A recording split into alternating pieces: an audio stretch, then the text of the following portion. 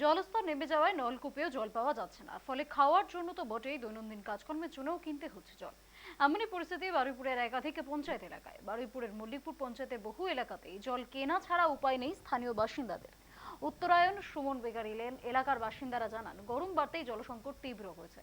Mallikpur station সংলগ্ন এইসব এলাকায় পাইপলাইনের মাধ্যমে জল সরবরাহ শুরু হয়েছিল বেশ কয়েক বছর আগে, কিন্তু অভিযোগ বর্তমানে অনেক জায়গাতেই জল আসে না, কোথাও কোথাও খুব কম জল মেলে, তাতে প্রয়োজন মেটে না। দৈনন্দিন কাজে ব্যবহারের জন্য অনেকে বাড়িতেই নলকূপ রয়েছে, কিন্তু জলস্তর নেমে যাওয়া 100 থেকে 200 ফুটের সেই নলকূপ থেকেও জল উঠছে না।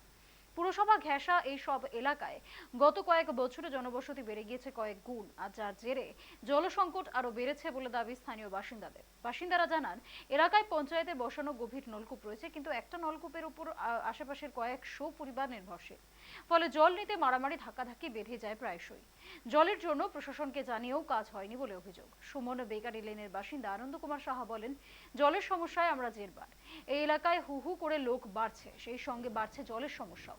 শ্যামলী দে বলে একজন বলেন, পাইপলাইনে জল কোনোদিনও আসে, কখনো আসে না। দিনে 70 থেকে 80 টাকার জল কিনতে হয়। এই পরিস্থিতিতে অনেকের বাড়িতেই উচ্চ ক্ষমতা সম্পন্ন সাবমার্শাল পাম্প বসিয়ে জল তোলার চেষ্টা করছেন, তাতে সাময়িক কাজ হলেও ভূগর্ভস্থ জলস্তরের বড় ক্ষতি হচ্ছে বলেই আশঙ্কা এলাকার মানুষের।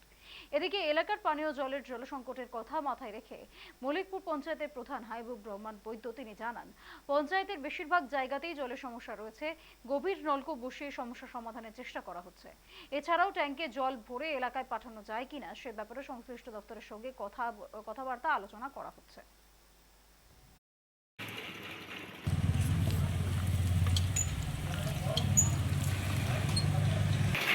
এখন তো লোকের সংখ্যা যথেষ্টভাবে বেড়ে গেছে, এই অন্তত 5-7 বছরের মধ্যে অনেক বেড়ে গেছে, মানে কয়েক গুণ। পানীয় জলের সমস্যা মানে বার্নিং সমস্যা। যে কী সমস্যা আপনি চিন্তা করেন, আমরা তো কিনে জল খেতে হচ্ছে, আমাদের তো কোনো ইনকামই নেই, রিটায়ার্ড লোক, পেনশনও পাই না, তা সত্ত্বেও এই কিনে কিনে কিনে কিনে জল খেতে হচ্ছে। এমনিতে কলের তো জল উঠছেই না, তারপরে অন্যান্য জল, খাওয়ার জল খালি কিনলে তো হবে না, এমনি জলও পাওয়া যাচ্ছে না। টিউবওয়েলের জল উঠছে না, 100 ফুটে 250 ফুটের জলের সমস্যা। হ্যাঁ, বয়স্ক লোক সব বিকেলবেলা যখন জল আসে তখন দেখবেন সরু হয়ে পড়ছে, কি কষ্ট তাদের। খুব খুব কষ্ট ভাই, কলের জন্য মানে জল পাচ্ছি না, ভীষণ সমস্যা। খুব সব দিক থেকে, খাওয়ার জল, রান্নার জল, ভীষণ আজ অনেক দিন মানে খুব প্রচুর কষ্ট পাচ্ছি আমরা জলের জন্য।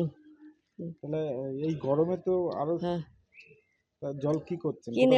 কিনে আনছি সব। কত টাকার দিনে জল কিনতে তাও হচ্ছে? 70 টাকা করে রেগুলার জল কিনতে হচ্ছে প্রত্যেক দিন। 70 টাকা। পঞ্চায়েত থেকে জলের না, কোনো ব্যবস্থা নেই পঞ্চায়েত থেকে। অনেকবার আমরা এখানে সবাই চিঠি দিয়েছি, সবাই সব কিছু ব্যবস্থা করেছি, কিন্তু এসে আমাদের একটা জলের কোনো ব্যবস্থা করে। এই এত বড় পাড়াটায় এই একটাই কল, মানে ভীষণ আমাদের সমস্যা জলের। আপনার পঞ্চায়েত এলাকার মধ্যে বেশ কিছু জায়গায় জলের সমস্যা, টাইম কলে জল যাচ্ছে না বলে অভিযোগ, টিউবওয়েলেরও জল উঠছে না বলে অভিযোগ, জলস্তর নেমে যাওয়ার কারণে পানীয় জল পাচ্ছেন না মানুষ, এরকম একটা অভিযোগ উঠছে, কি বলবেন? ঘটনাটা সত্যি, কারণ ঘটনাটা যে গ্রাম পঞ্চায়েত এলাকায় বেশ কিছু জায়গাতে জলের খুব সংকট। মানে এখানে তো বহুত দিন ধরে হচ্ছে পিএইচির জল প্রায় আসে না বললেই হয়, তাতে টিউবওয়েলের ওপর নির্ভর করা হচ্ছিল। প্রায় তো 250 ফুটের টিউবওয়েলে তো কোনো জল উঠছে না, মানুষ জল পাচ্ছে না। যার ডিপ টিউবওয়েল আছে, অনেক ডিপ টিউবওয়েল হচ্ছে গিয়ে জল পাচ্ছে না, মানে ডিপ টিউবওয়েল বসিয়ে প্রচুর বসাচ্ছি,